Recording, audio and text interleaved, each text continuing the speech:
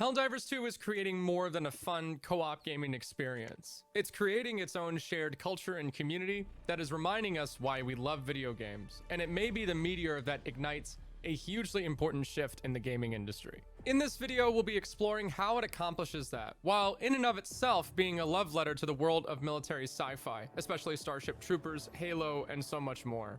What may strike you the moment you boot up Helldivers 2 is exceptional production quality, but it's production quality for a piece of art that doesn't take itself too seriously. Sweet liberty! That's the whole point of the genre, to not take yourself seriously. It's a satire. You're supposed to... As much as the comparison with, like... with Starship Troopers makes sense, I can kinda understand the comparison with Halo, but Halo is kinda the opposite of... in terms of the message they want to get through. Halo is very much pro-military and defend the Earth and kill the bad aliens, and okay, we make friendship with the good one and we kill the bad ones that are bad because they are bad. Yeah, in Helldivers 2, it's not like we're the good guys. We're not the bad guys neither, we're just part of the world. Ooh, that was good. Prove. Or does it? That cut was actually really sick. Show that again.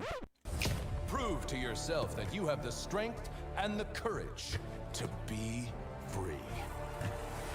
Join the Helldivers. Also, the community existed since the first. It's just nice to see it becoming big. Okay, I mean, it's not that. What? Guy, Okay, I mean, it's not that serious. I hope he's joking. These guys are chest bumping. But the music's actually really good. Yes. Wait, huh? This seems like a lot of fanfare for a game that's about... Okay, what is it about? In 2024, it feels like everybody has an opinion now. Everybody has to let you know why this video game, movie, or music concert was bad. Not bad in terms of bad quality, no. Bad for society. And if you consume the wrong type of media, that's also bad. If you consume the media the wrong way, that's also bad. No, that doesn't date from today. That's something that always existed. The only difference between the past and now is that the way to make your opinion known by the most is basically far more developed. But in the past, go in the 60s and you can read article in the newspaper about how reading comics is going to make you a degenerate and how it's very bad for society and how it destroys the culture of reading books. It's not new. Media, and be it just a piece or be it a genre, always been a way for... not a way. Always been subject to the criticize and the opinion of everyone. Everyone always got an opinion on everything most of the time.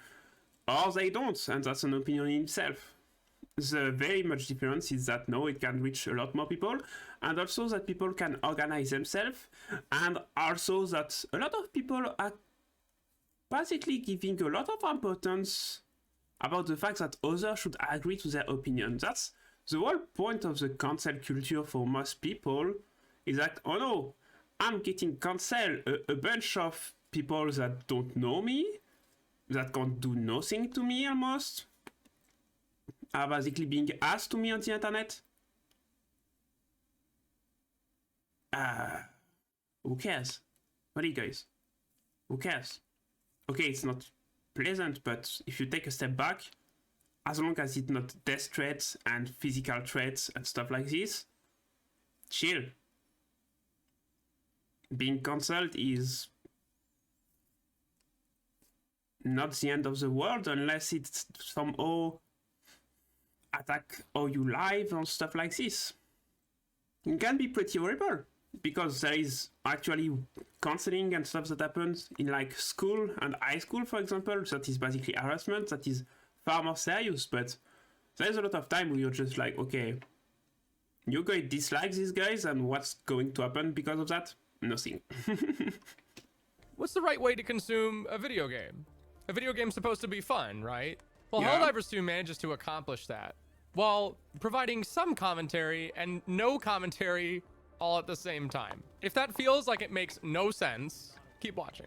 Anybody who's even remotely clued into the world of action movies, sci-fi, and military fiction is familiar with the movie Starship Troopers and comparisons to this cult classic. It's another movie that had the John Carpenter effect, releasing to mixed and even flat-out abrasive reception. While Starship Troopers, the movie, leans into quite obviously over-the-top aspects to make dark humor on the topic of jingoism and putting too much stock into military society, it still, at its core, is a pretty entertaining action movie, even if it's trying to make a point. That's also part of the appeal though. Say something and have some fun while you're already there. But this is a movie. Helldivers 2 is a video game. And as far as games are concerned, if it's not fun, why bother? So the game's obviously heavily inspired by Starship Troopers. You fight on the behalf of The badass!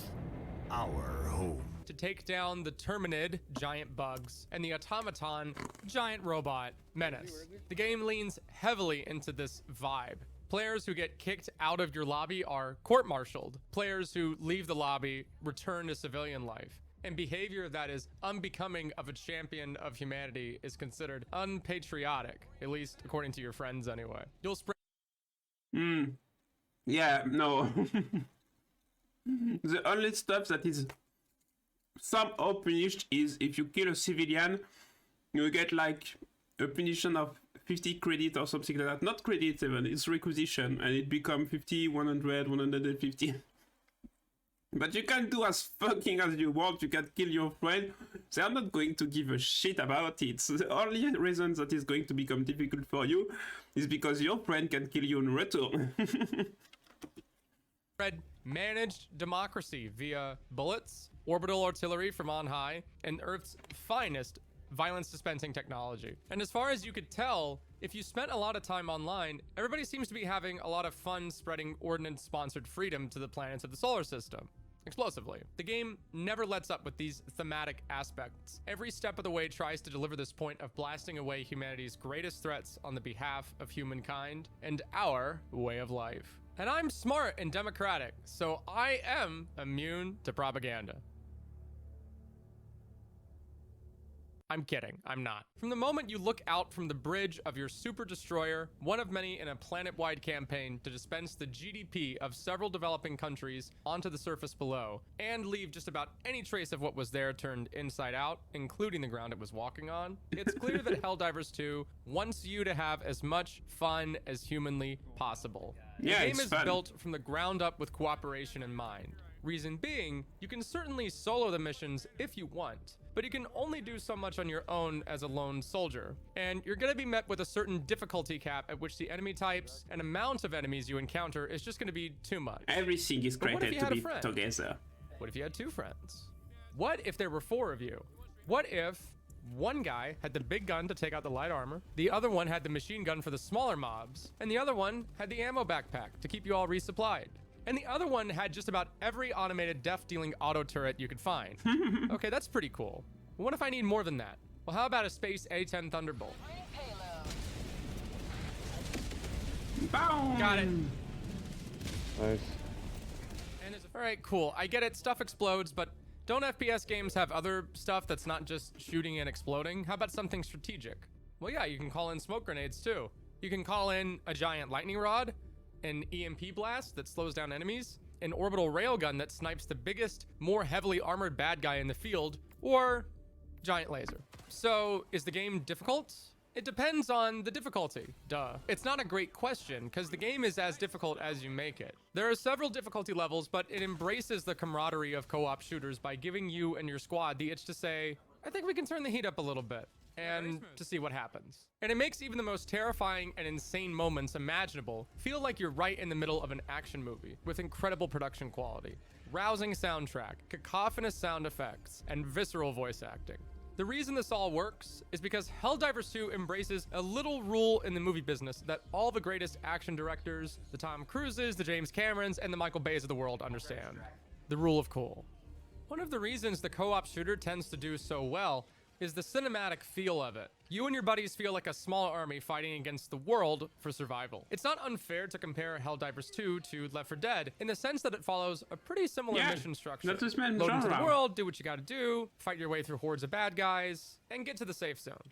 In this case, a VTOL extraction aircraft that comes in during the heat of battle to save you from the coming tide, often just in the nick of time, but it's going to give you an opportunity to have a cinematic moment, as it flies in with a giant autocannon slung underneath the nose to give you just a little bit more push to make it out alive. Pelican 1, maintaining altitude until Helldivers are within the extraction zone. Come on, you... Pelican 1, landing sequence initiated. Watch where you're standing. You're doing great. No! Run, run, run! It's a final, just like Left 4 Dead. That's very cathartic and fun. That's the game. Oh. That's the My video heart was game. pounding, dude. That's the video game happening. That's a video game happening. Jesus. I learned a lot. Yeah, we get it. The game got a lot of quality. We already talked about that. The fact that what it does it well. It doesn't try to do tons, but what it does it well. It does it exceptionally good. So it's fun. It's a reminder of why video games were fun before they tried to become basically cash grab. So what beyond that? And matched a lot of different playstyles and weapons. That's because the sandbox is so varied and interesting that I can't stop experimenting and trying out new stuff. Unfortunately, while I was recording, the heavy armor category is kind of useless since armor rating is all the same right now and doesn't adjust from the default. It's a bug. Out of your friends, which one are you? The game takes place in a giant interactive world map where you can observe the shifting tides of battle, as well as how many Helldivers are in the thick of the action to either defend from enemy onslaught or liberate with some managed democracy. Spontaneous moments spark opportunities to catch up with old friends as they drop in on your mission to help you out.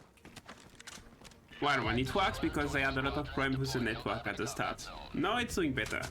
Still not perfect, but better. Wait, what? Oh, dude, it's shot. Nature of this. Some claim that the guns fired from the ships are actual commands being called in from Helldivers on the planet below. Regardless of whether that's true or not, the cinematic feel of it is still exciting. Yeah, So, we don't care. Let's talk about that rule of cool. One controversial piece of news that came out relatively recently was word from a former 343 dev, expressing that a game very much like Helldivers 2 could have been made with the Halo license. Specifically, they pitched an ODST game. Yeah, That's but it wasn't. Orbital Drop Shock Trooper. You can probably tell where the inspiration comes from, obviously. That never ended up being made. And there's a big overlap with the nerd culture community here in a positive way, in the sense that Helldivers 2 seems to remind everybody why they love the genre so much. References have been made to Warhammer 40k, Halo, and many other licenses. In fact, if you go through the cosmetics the game has to References, offer, I agree. you'll notice this breadth and variation in art styles yourself. Yet somehow it all seems to kind of work together and coexist. Personally, I'm pretty excited for Dune Part 2, as you can tell. Perhaps the fact that the game doesn't take itself too seriously helps a lot. But something tells me we're not going to get any clown suits in the game. So there is an effort to... Oh, you can get clown suits. You can get I want a clown suits. You can have some fucking ridiculous stuff. Still looking kinda military, but also kinda funny. That's the whole pitch of the game anyway. It's cool and funny. So you can have pretty much a clown suit. They just put some metal plates on it and a bit of military stuff, and they can make them. to have as much fun as possible, but not deviate too much from the art style. The biggest comparison here is obviously the ODSTs of Halo. Even the helmets seem to have a distinct similarity, but they still feel like their own thing. There's a The lot game of has style. a utilitarian look to it, but They clearly are referencing a lot of style because it just depends on the piece of media you prefer. You can say it's DST, but the last armor of the current first DLC premium battle pass that you can get without paying in the game is clearly a reference to the Stormtrooper. So, and the three outfits that we can get there are basically references to Starship Trooper by themselves. So they just take what they like and they're like, oh, this is cool. I'm going to put it inside. That's all. But it also wants to have fun And sometimes revel in it's itself funny a little bit. because he say we don't have clone suit in the game, but did you see the AV Commando armor? You're looking like a fucking Michelin bonum. You're so huge and you have those big plaques that are like all round. You look like the Onion Knight in Dark Souls. It's very No, not that bad. it's almost that bad. It's very I funny wish and it was. ridiculous. But at the same time, it's kind of cool, you know? It makes you chunky. Everybody has a cape, for instance. Why? Because capes are cool, duh. And certainly the subtle branding of the skulls and the armor adds a little bit of gritty panache. Kind of like how 40k does. Dialogue is quippy, and the humor is definitely leaned into quite a bit. But the voice acting is actually pretty good? But The yeah, origin of the automatons is yet unknown. the whole purpose of this humor is to be... It is very English humor of saying the most stupid shit and keeping your face super straight. It's just all the humor of Helldivers is based on the seriousness of the setting and how stupid what they say is. But they say it with conviction, with a very big determination, and you can't help but laugh. Like, do you want another cup of liberty? My fucking god! When they shoot that in the goddamn middle of the fight, you can't help yourself but laugh. It's so stupid, but it's funny, and the voice acting is really good. So yeah. But after this contemptible incursion, their fate is sealed. Each ship has its own assigned democracy officer on behalf of Super Earth, emboldening your efforts to take the fight to the vicious Terminid threat and the automaton menace. If the goal here is to make me a loyal soldier, it's worked. My brother in Christ doubled the defense budget. The game bleeds with personality and manages to feel like a kaleidoscope that illuminates and pays homage to its inspiration, rather than feeling like plagiarism or copy-pasting. This is a sweet spot of artistic direction that's pretty difficult to pull off, but when it does happen, you get a game that attracts a massive audience, as well as a shared community culture and feeling of personal involvement that makes it feel alive. I don't know. It's very super hard to manage to make a satire that doesn't become basically just too obvious or too subtle. They had a lot of training on with the first game, and before that, even with Magica, they make games that are satire of genres in the start. I read they have a big tradition over that. But it's just like Starship Trooper. Why did Starship Trooper didn't have a good review when it got out? Because people didn't understand it was a satire. So for them, it was just a bad action movie over the top, and with moments that were silly when it should have been serious. It's very difficult to pull off, and they did it. How many fans of this channel are addicted to Twitter like the person making this video is, but stay on the timeline long enough and you'll find no shortage of memes. While the allusions to various sci-fi licenses are there, the game is about you shooting as many bugs and killer robots as you possibly can while doing a mission. Whenever you make a co-op shooter, the thing you have to nail is the different enemy types, as well as the various mobs that the faction will throw at you. And the game does a brilliant job with both that are available right now. Which is, by the way, a formula that Halo did first, and something that a lot of people didn't understand why it tend to disappear more and more. Halo was a lot about how each enemy was very specialized and how each weapon was very specialized to deal with certain enemies. And over the time that kind of disappeared. And with the last game like Destiny, it's not at all in the question. So this return to having a very fun type of enemy, I need to manage each enemy differently, and having like weapons that are so different and so good at different thingy, it's the core of the gameplay that make it fun too. Terminids are your typical stand-in giant sci-fi bug, like your Zerg from StarCraft or Tyranids from 40k. The automatons are basically Terminator, or that weird mech suit that one guy had from Jedi Outcast. Bit of a deep cut, I know. Each enemy has a distinct sort of gameplay loop you have to go through in order to take them down that doesn't feel forced or cheap.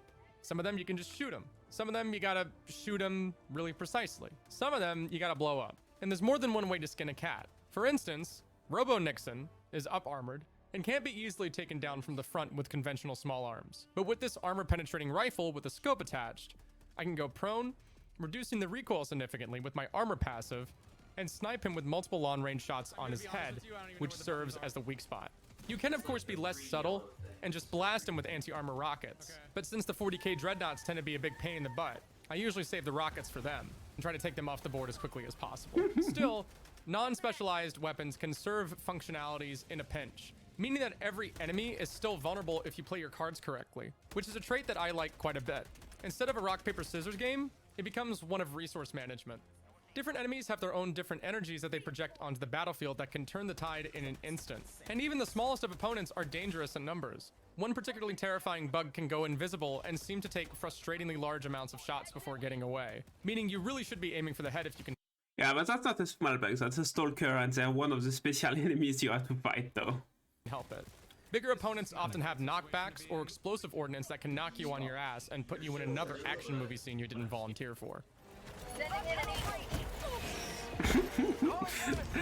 Holy guys, I don't think you understand. Don't come up the hill. Don't come up the hill. There's hundreds. Worst case scenario, it's the best opportunity to feel like the main character. Anybody gotta like Yeah, I get got them, bomb. Where? Oh gosh, Never mind. that's a lot of bugs. honestly, any direction.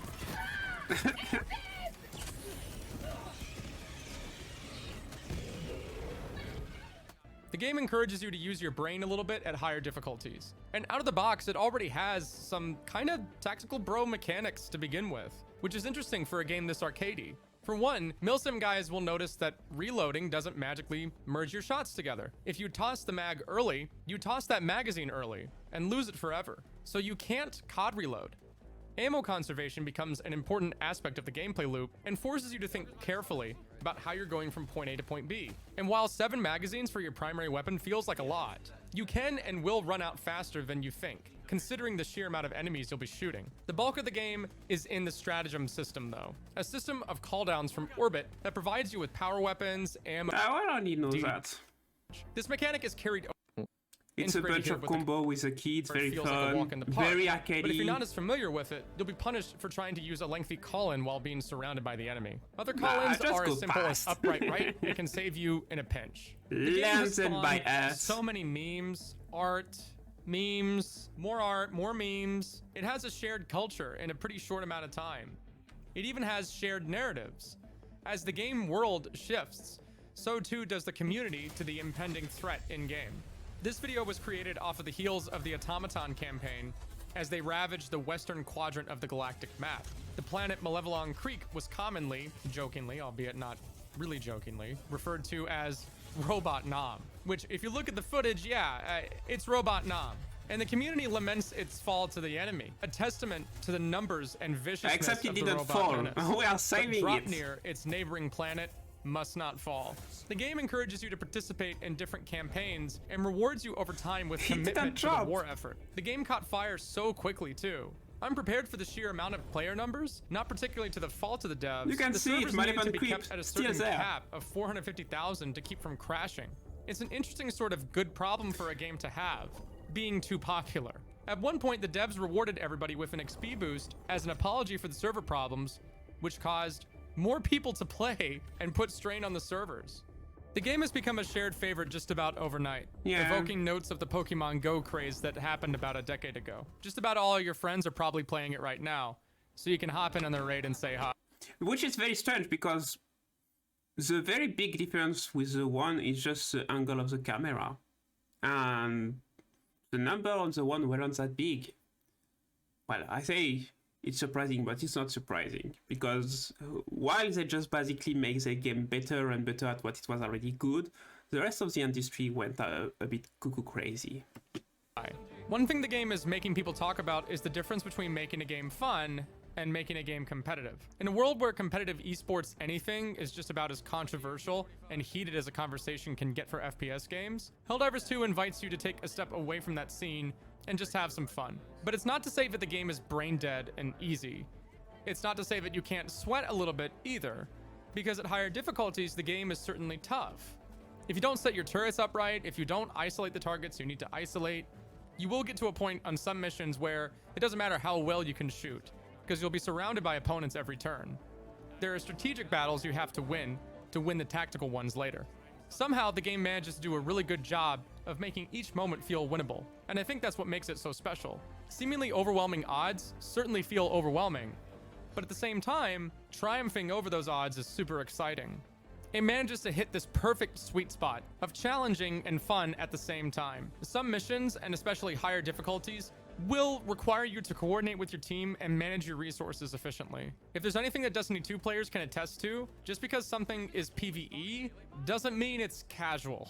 That's a big mistake to make. But what stands out is the game's emphasis on coordination and team play not feeling forced. There are many opportunities to take the load off of your teammates. For instance, there are weapons that are a massive pain in the butt to reload on your own, though you can certainly do that and be self-sufficient. However, you can also have a teammate put on the backpack for that support weapon if you want, and then reload them from that backpack more efficiently. Putting out a cone of fire from just shooting, but having a plan and sticking to it. There's a phase at the beginning of the drop mission objectives. You can see the starts, sure that everything goes smoothly. Shoot out ideas, and then eventually your plan might get shot down, but it might not have been a bad plan per se. So in a way, the game is making managed democracy fun. And what's wrong with that? Everybody loves a little bit of managed democracy, right? It happens among my friend group, but maybe it's happened among your friend group too. People are talking in Helldivers speak. I think you can kind of infer what I'm getting at. It's really interesting how the game has managed to get so many people on board with this idea quite naturally and in a fluid and dynamic way. Wait, they're not on board with the ideas. They're joking around the idea. That's very different here. A lot of people are joking about managed democracy, but it's a totalitarian state in the game. So I'm not sure a lot of people are on board with the ideas. They're just participating in the fun. Saying that we are on board, just like saying we're like on board with the Soviet Stalin Union when we are joking about the little mustache guy, you know? It's no. no. Calm down. Like, yeah, irony poisoning has certainly infected the internet, but the game isn't really trying to make a point in the same vein that Starship Troopers was. The game is making a point about how Starship Trooper is. What the fuck are you talking about, dude? What about the fact that not each time you die, but when you die, your next character is spawning that is a different human, say the stuff like, Helldiver never die, and then they explode in little bits of gore. Yeah, never die, huh? Game is just really fun more than anything else. No, it was the case in the 1, it's still the case in the 2, and they managed perfectly to do that. It's fun, and it's fun because it's stupid. And it's fun because it makes a big mockery of the super state of the USA and the army state and stuff like this. But it also makes fun of the Europe in this way, or the Russia. It's just the super S, and you're the Helldiver, and you never die, and you fight for control and for managed democracy. And when you talk to the guy in your ship, they're like, oh, I can't wait to vote for the person that they choose me to vote for. Like, that's fucking China, right? No, you go to vote, and there is like one candidate, and you put the name of the candidate in the box. Congratulations, you voted. That's the whole fucking point. If you didn't notice that, you're kind of blind to the game, and it's kind of sad. And leans into that as much as possible. Does it have very, very on the nose humor? Yeah, it does. Liberty. Yeah. Hi there. Democracy. Our way of life. Oh, hello. And then that part The starts freedom stupidly. doesn't come free. No! Sweet liberty! No! Look familiar? The only good bug is a dead bug, okay? Yeah, talk about the sequence. You see someone with a rocket launcher, there is some termite, he shoots it, and he's going to be splashed with the blood of the bug. That's a propaganda video. The cinematic starting the game is a propaganda video. What is going to happen to this Helldiver is that he's going to fire his fucking rocket. The rocket is going to hit the Bile Titan in the head, it's not going to kill the Bile Titan, and the Bile Titan is going to murder him with a ton of bile. And everyone that plays the game knows that, which makes the cinematic even funnier. You watch the first time the cinematic when you get inside the game you never played, and you're like, oh my god, lol, it's funny, but it's going to be epic.